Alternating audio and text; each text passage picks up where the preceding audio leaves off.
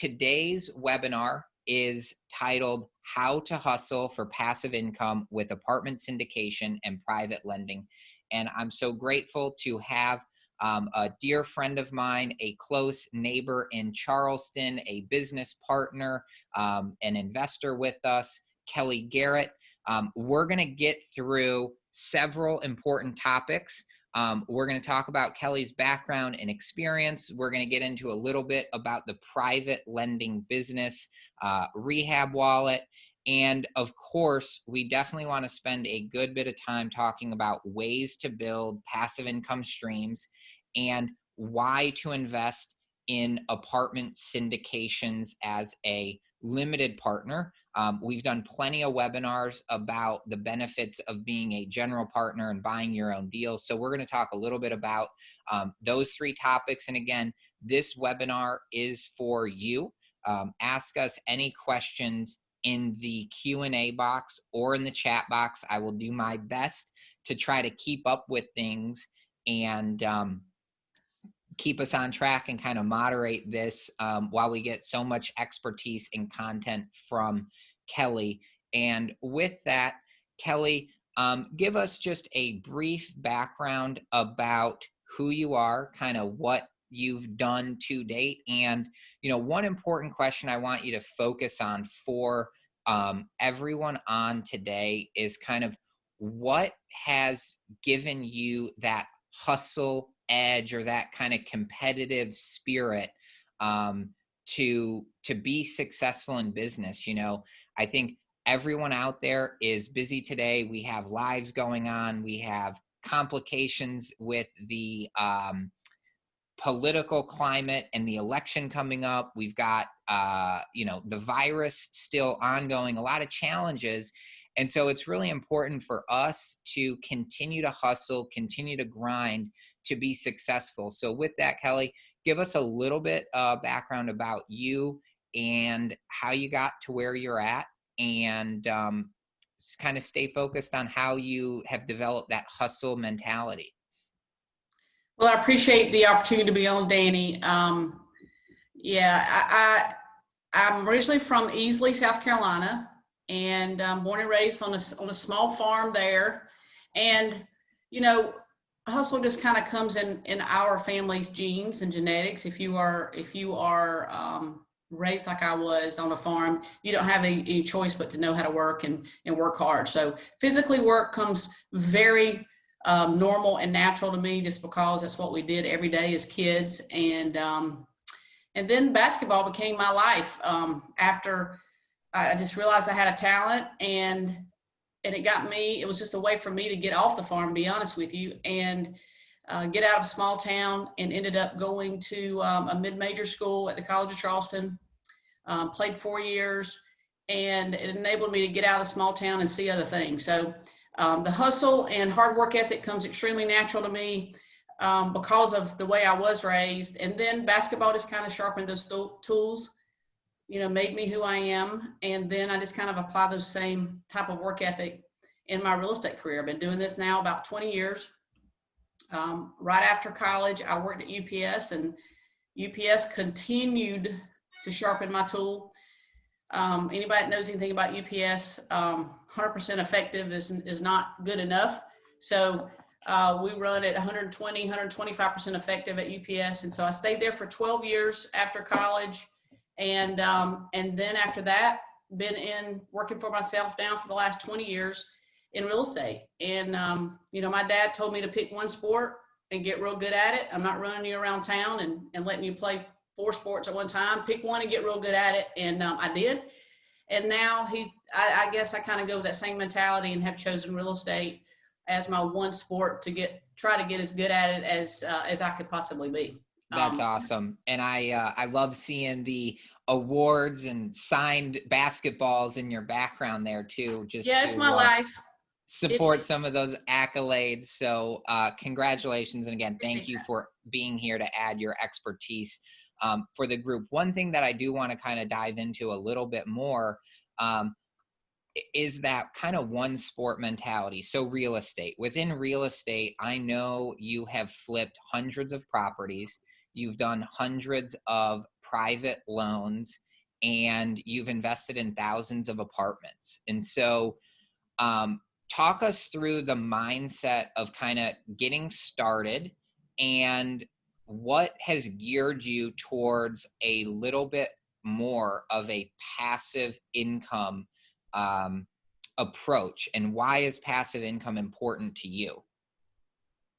Now in my career, early on, I thought totally different, and I think we all have this steps in our journey along the way.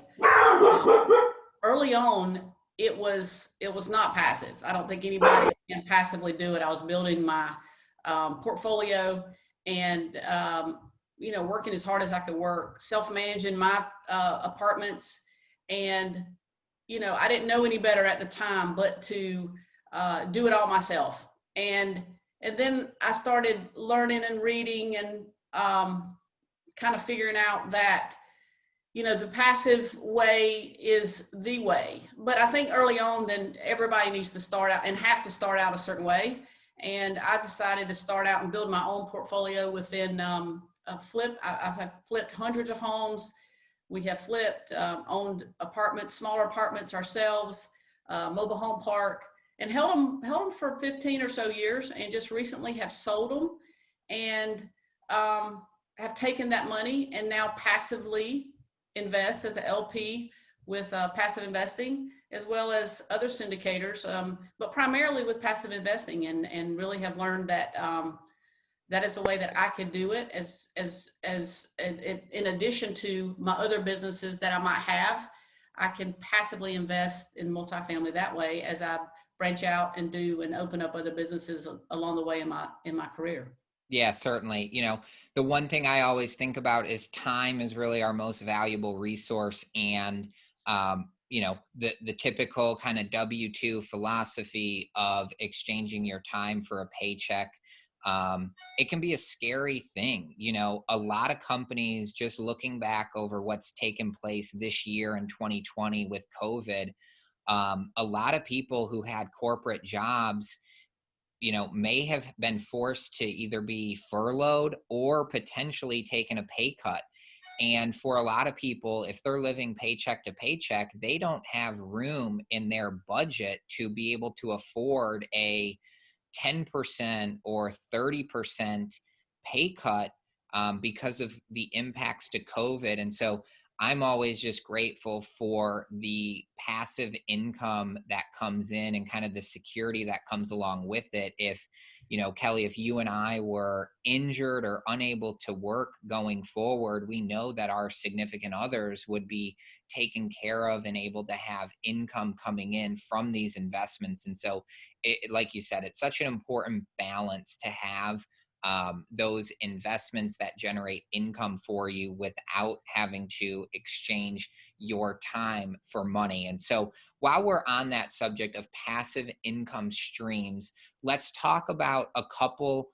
We won't go into great detail, but Kelli, what are a couple of ways that people can have passive income streams? So one is obviously apartment syndication investment as a limited partner. Another one would be, buying a single family rental that you have a third party manager managing that property, and each month you get a paycheck from it. What are a couple other passive income streams, Kelli, that people could consider? The other two additional ones that kind of jump out at me that I have done is joint venturing. So I would joint venture with maybe somebody that maybe I can be the primary money piece of it, and they are the contractor or whatnot of the flip, and then we split the proceeds. So that's a way, and as the money person, you kind of can sit back and analyze and do it a lot more passively than having to be Yeah. the job every day, boots on the ground. Right. You So know, maybe if you're, in this webinar and you're thinking, hey, I don't have time to flip a property because you are working a full-time W-2 job, but you still want to get involved in real estate, and learn the ins and outs, you could joint venture with someone who has the time and availability to oversee the project. But you, as the kind of passive investor, maybe you just bring the money to the table and partner like Kelli had suggested. What's another idea? One that I've always heard of too is, if you have money on the sidelines, you could partner with a friend who is going to buy a business or a restaurant, and maybe you get a monthly paycheck from that passive investment. So doing some sort of business investing, or what's another idea from a passive income stream perspective that someone could set up? That kind of stole my thunder. I was going to talk about businesses. That's definitely a way if you have the right management team. Fortunately, we've done a little bit of that throughout the years. I've owned multiple businesses along the way and put a team in place. While people might not think it's as passive as it is, it can be if you run it right. So the business income is a passive side of it. We do the joint ventures and the business income, as well as some of the LP. And then if you have some money on the side, you could be a private lender. Private lending is another way that there's a lot of rehabbers out there and flippers that need the money. There might be some people within the multifamily nation that need some short-term transactional or bridge loan financing that your team might have some money sitting, and you can do some transactional funding along the way. So those are just some ways that actually has jumped up to me throughout the years and have really focused on this multiple streams of income. I was in the business in 2008, 9, 10, 11 that slowed down dramatically in some parts of the country. And so I promised myself at that time, that's the only reason we were able to hold on, is that we had multiple streams of income. I promised myself along the way that I'll never be in just one sector, in one area. Even though real estate is a sector, you can have different pieces along the way. Our apartments didn't get hit during that time, so the multifamily space is a very solid space. Maybe we were over here speculating a little bit. That got hit. So, multiple streams of income within one sector could be done just as easily outside of different sectors. So that's been a key source of our approach these last 20 years. Yeah, I always kind of visualize the, pie or like a pizza, and you've got all these different slices, whether there's, two slices and, one is gigantic and one is little, or if it's 50-50, or maybe, four slices at 25% each. It's just trying to keep that balance of, everything you have going on personally for you, and seeing where your income slices or your income exposure is related is always a good activity. So, the one thing that you mentioned critical kind of to today's webinar was all about private lending, and really that hustle of, kind of in your transition. You started with doing a ton of flipping and, kind of exchange your time for money, because when you sell an investment property that you've flipped, whether it was in, 3 months or 2 years, that investment stops at that point. So all of the hard work and effort, when you sell it, it's no longer going to produce that passive income for you. And so from a flip perspective, transitioning out of that, talk to us about what Rehab Wallet is and kind of why the private lending business has been a higher focal point for you and with where you're at today in business. Yeah, again, it's a journey, and it took me a little longer than maybe some to get out of that exchanging time for money, because it just comes so natural to me physically to work hard. It took me a little longer in my career to do that. It's not a regret. It is just something I bring up and very open about, that I wish maybe I had started a little bit earlier, surrounding myself with other people that got me away from that. Because that's all when that's all you know, that's just all you know. And so in the last probably 4 or 5 years, I've made a huge pivot into getting away from exchanging time for money. And flipping is a exchange for time for money. Yep. Absolutely. It's just a high paying job. But it's a well paid job. And I'm Yes. so glad that we did it. However, in that transition, what I had seen is in this, so let's go back a little bit, 2009, 10, 11, when we saw a crash. I told myself again at that time, I wasn't going to wait. I was going to be able to be eyes wide open and see when the market turns again and sits back at its pinnacle. And so now that's where we've been the last few years.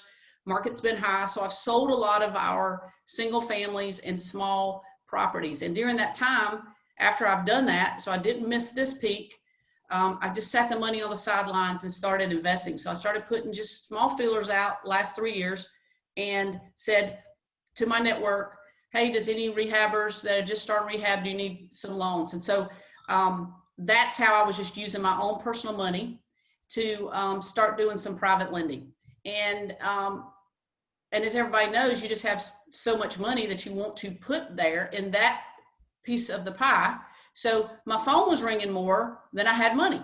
And so I reached out to Danny, as Danny talked about. We're not only friends and partners now, that we spend a lot of time together, his wife and mine, and we spend a lot of time together talking and that kind of thing. So I approached him and his partners with Dan and Brandon, that is there a space anywhere, because I have the phone ringing, can we bring some funds in and start lending it out in just a little bit more of a higher level? And so that's where Rehab Wallet came about. Yeah. And I want to jump in and kind of highlight, for all of the listeners out there, this is one of the opportunities where you have to be able to recognize in your business, in your life, when there's a need for it, it's how do you solve it? And so, Kelli really had a problem with her phone was ringing for more private loans than she had funds available. And so that was kind of that light bulb moment. And so, if people are out there, if you are looking for multifamily properties to buy, or however you're trying to build your business, look for that need and figure out a way to solve for it. It could be a big challenge that you're facing today, but if you can figure out how to solve for that challenge, it's going to make your business or you very successful if you can streamline that approach. And that's really what we did and built around Rehab Wallet. And, for any listener out there, if you are interested, if you have, if you're in the flipping business and you need funds for your flip, go to rehabwallet.com and check out the borrower portal side to that website. And also, if you are a investor looking for passive income, we built out a fund to specifically invest in the loans that Rehab Wallet does. And you can go to rehabwallet.com, click on the invest portal, and sign up to get some more information about that opportunity. The fund is only open to accredited investors. It's registered under a 506C like Charlie with the SEC. So again, it's only accredited investors only. And you can learn about the loan side of the business and also the investment side of the business by just going to rehabwallet.com. So with that, I know we're nearing the halfway mark. So I do want to remind everyone on that if you have a question, use the Q&A box, use the chat box. I'm doing my best to manage both of those areas to make sure I'm keeping up with everything. And so a couple of questions coming in here, Kelli. Do we do multifamily lending as well, for the purchase and construction? And is it basically a hard money lender type of platform? The answer is yes. It's similar to a hard money lending platform. However, we differentiate ourselves with Rehab Wallet by having that personal touch and feel, and being flexible to various types of investments. We typically only lend for a fix and flip, more of a short-term loan, because these are higher interest short-term loans. If you were to have a buy and hold type property, you may want to only use private lending for an immediate purchase, rehab, and then refinance it into bankable debt. And so, Kelli, what's the big difference between a person who is bankable and not bankable that may need to borrow, and why is Rehab Wallet advantageous for a borrower to use? But just like you said, the short term piece, sometimes you guys, all of us might see a deal, and let's say that the traditional banks are backed up, and you're going to lose the deal if you don't close in 2 weeks. So that's something we're really good at, closing fast. But we're a short term, we want to be a short term lender.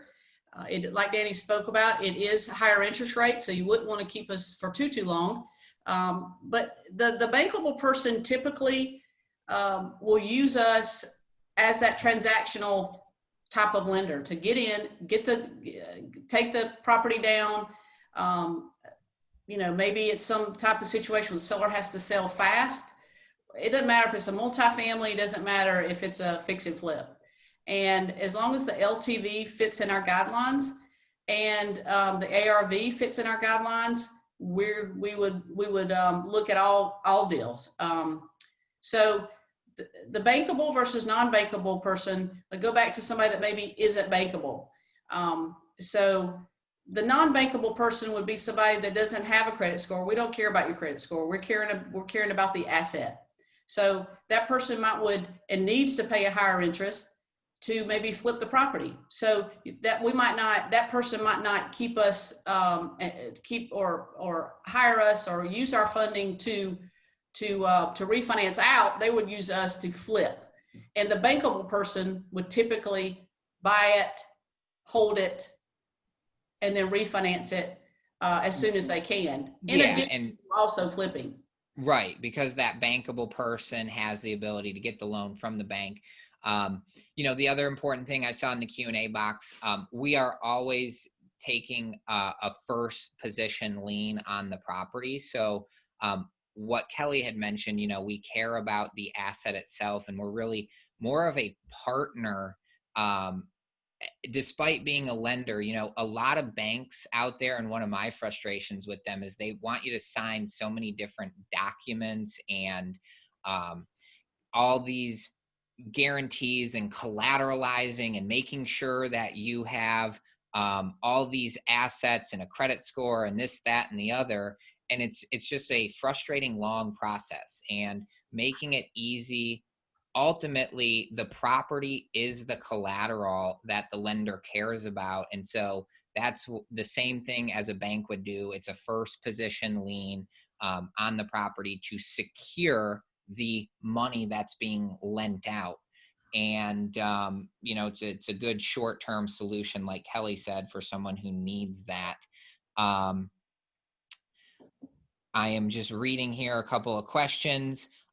Is an appraisal required? Are requirements listed on the website? Yes, Irish, best place to go, check out rehabwallet.com if you have more questions. I don't want to get into all of the specifics. I really want to kind of keep this focused on the hustling for passive income, which I really were passionate about, that passive income approach, which you can get through apartment syndication, you can get through private lending, you can get through joint ventures, you can get through buying into businesses, investing into businesses. And some of those questions, let me scan the Q&A box here. I think I've got that. Um, Tarek, yes, the borrower ultimately has control over the operating plan and executing the business plan. Certainly we make sure to see what that budget is for the investment, and what the the overall approach is, as well. You know, the primary markets we're doing active loans in right now are the Carolinas and Georgia, kind of the Southeast US, where we know very well. We may branch out as we grow the business, and there's a need for it across the country. But right now, it's predominantly the Southeast US, and we'll utilize our relationships with other brokers and agents, other professionals in the industry, to get either BPOs, broker opinions of value. Kelli, what is the BPO?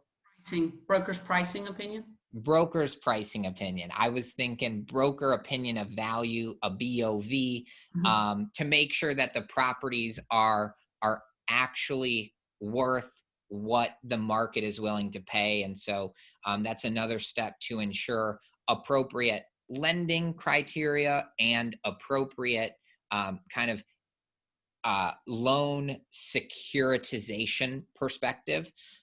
With that, I think we've got all of the questions answered. Kelli, the last one, what is, I don't know, Melissa, if I hit the wrong button here, it says your screen sharing is paused. Resume. I hit a button. I have fixed that button. Sorry for the technical difficulties. Kelli, the last question, what are the typical rates? And just give us a quick summary, and know that if anybody's interested in utilizing the funds to fund one of their projects, or if you are interested in investing, go to rehabwallet.com and click on one of the two portal links that best fits your needs. So Kelli, to wrap things up, what are the typical rates that are being charged to a borrower?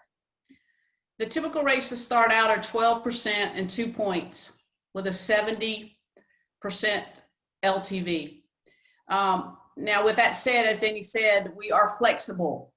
So with that, if we love the asset, if you have done multiple loans with us, you run into and move over into a VIP section. So with that said, then we can get real flexible with your needs. Rates do reduce, points do reduce with the number of loans that you might do, and fall into more of that VIP section with us. A lot of our guys and girls have done multiple loans with us, but to start out, we're at 12%, 2 points, and 70% LTV or ARV. So we expect you to put 10% down, so we're at 90% cost, 10% down of the purchase price, but we'll fund 100% of the rehab. That is for a fix and flip. And then on the transactional side and the bridge loan funding, we do flat fees. So that is something that I work one-on-one with that person to ensure that the flat fee that we come up with is fitting into your budget. And the flexibility has been great. You know, we're not this big corporate that has to go through so many different layers to get approval. We have been in this business long enough. I saw a question come over, what happens if we have to take a property back in default? We haven't had to do that in Rehab Wallet. And I've never taken a loan back in default in the 3 years I've been doing private lending by myself. So, but if I had to take it back, I always take a look at the property and be like, if I had to take it back, would I like this deal? Could I make something out of this deal? Remember when I tell you that my team has flipped over 248 properties in the 20 years that I have done this? We know how to flip. We get back on that saddle and flip it over again, or we'll take it over in joint venture with some active flippers that are flipping now and let them handle it. Or we will, because of the low LTV, we will put it right back on the market and reduce the cost and get it sold quickly. Yeah, the important thing is there's a lot of different variables that go into each loan. So if you are interested in being a borrower, the best thing to do, submit your information on rehabwallet.com, have a conversation with our team, and we can take it from there. Dave, I see your question in there, very specific to the investment side of Rehab Wallet. The best thing to do, I'm going to suggest, just go ahead and put your information in on the investor side, and our team will have a one-on-one conversation with you. That's going to be the best way to answer that. But I appreciate everyone's questions regarding Rehab Wallet and the private lending business. If there are any final questions about passive income, or apartment syndication or private lending, please ask them now. Kelli, I'm going to close things out here with one final question to you, unless anything else comes in.